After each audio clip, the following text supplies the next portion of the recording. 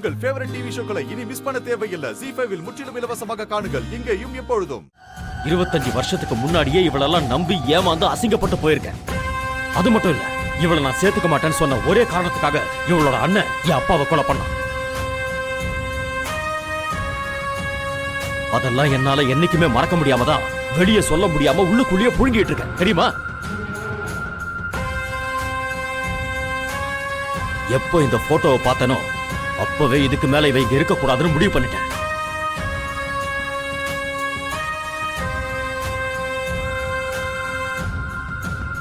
அப்பா, எந்த ஒரு விஷயமா இருந்தாலும் அவசரத்திலயும் ஆவேசத்திலயும் முடிவெடுக்க கூடாதுன்னு நீங்க தானே எனக்கு சொல்லி வளர்த்தீங்க.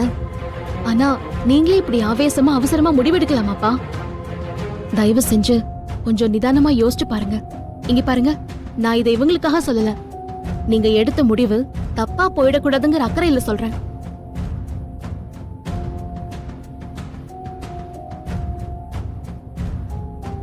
எனக்கு என்னமோ ஜானகி அம்மா தொடர்ச்சியா ஜெயிக்கிறது பிடிக்காத யாரோ தான் இதை செஞ்சிருக்காங்கன்னு தோணுது.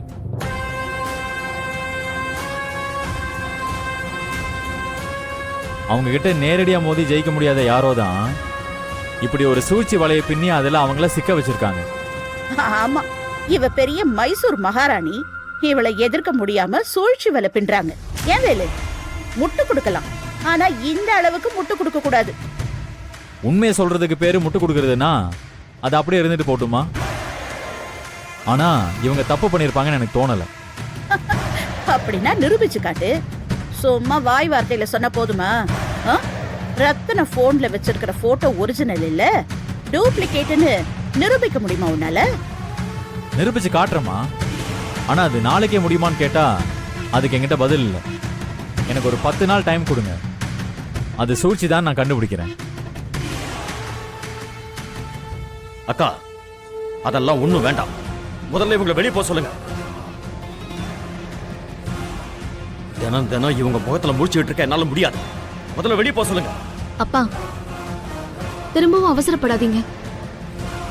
கொலையே செஞ்சா கூட அந்த குற்றவாளிக்கு கோர்ட்ல ஒரு வாய்ப்பு கொடுக்கறாங்கல்ல, அதே போல இதை நினைச்சுக்கோங்க. இவங்களுக்கும் கொஞ்சம் டைம் கொடுக்கலாம்ப்பா. அதுக்குள்ள அவங்க நிரூபிக்கலன்னா அப்புறம் தாராளமா நீங்க அவங்களை வெளியே அனுப்பிடுங்க.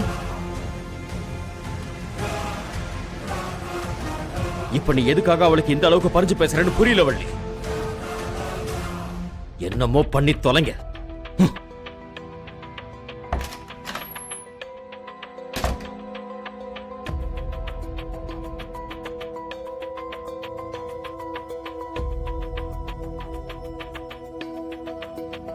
ஏன் வள்ளி, நீ இதுல டபுள் கேம் எதுவும் ஆடலையே? நான் ஏன் டபுள் கேம் ஆட போறேன்? 1000 குற்றவாளிங்க தப்பிக்கலாம், ஆனா ஒரு நிரபராதி கூட தண்டிக்கப்படக்கூடாதுங்கிறதா நீதி. அதான் உங்களுக்கு ஒரு சான்ஸ் கொடுத்து பார்க்கலாம்னு சொன்னேன். நீங்க என்னடான்னு பார்த்தா என்னையே தப்பா நினைக்கிறீங்க. சரி வள்ளி, அவங்க கேட்ட அந்த 10 நாள் டைம் தந்துடுறேன்.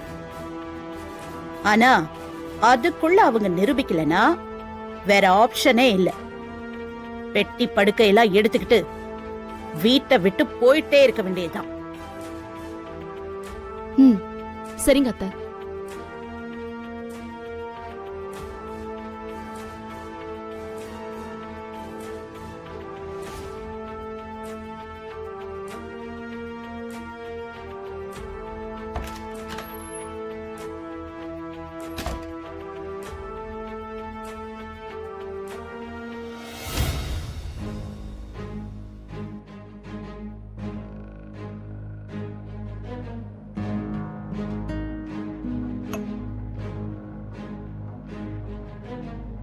ஏய் ஜானகி, என்ன ஆட்டம் காட்டுனடி? எல்லாத்துக்கும் மொத்தமா சேர்த்து எப்படி எப்படி வச்சம் பாத்தியா?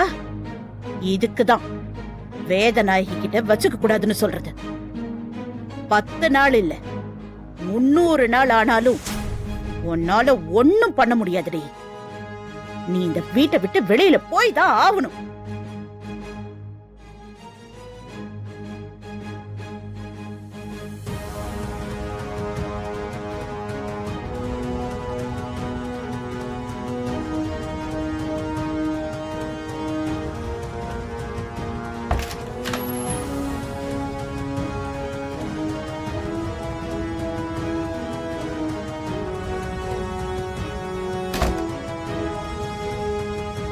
ரத்தனம், சொல்றேன்னு தப்பா எடுத்துக்காதப்பா.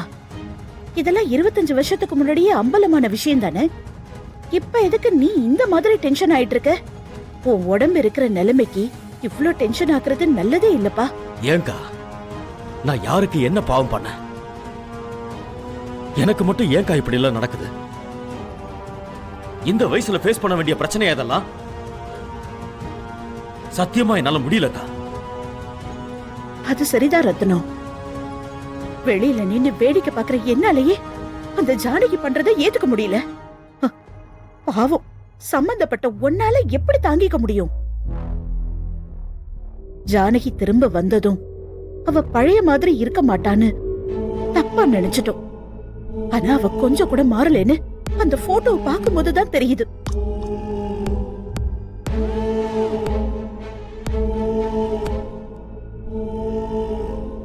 எனக்கு என்னமோ அந்த வீரசேகர பெரிய பிளானோட தான் ஜானகியை திருப்பி அனுப்பியிருப்பானோன்னு தோணுது.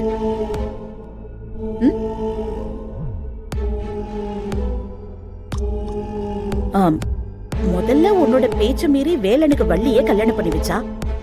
அப்புறம் சொத்தையெல்லாம் எதுவுமே பண்ண முடியாதபடி லாக் பண்ணா. எனக்கு என்னமோ அவளோட அடுத்த குறி உன்னோட பதவியாதான் இருக்கும்னு நினைக்கிறேன்.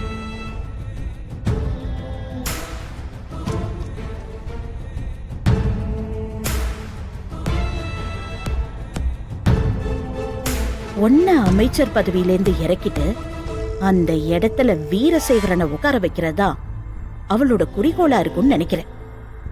அதுக்காக தான் ஒவ்வொரு காயா நகர்த்திட்டு இருக்கா.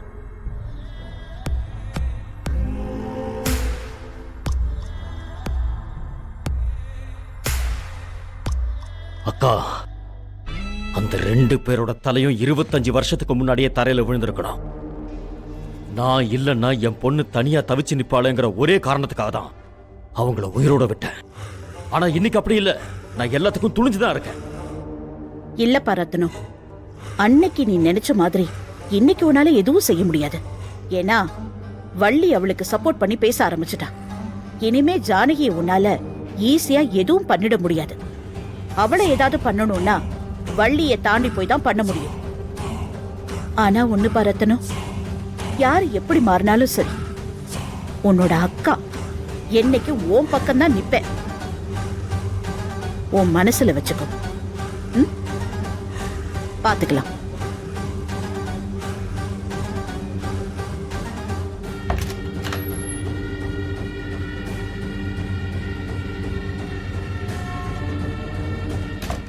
ஜீ5 ஆப்பை டவுன்லோட் செய்து அனைத்து எபிசோடுகளையும் இலவசமாக பாருங்க.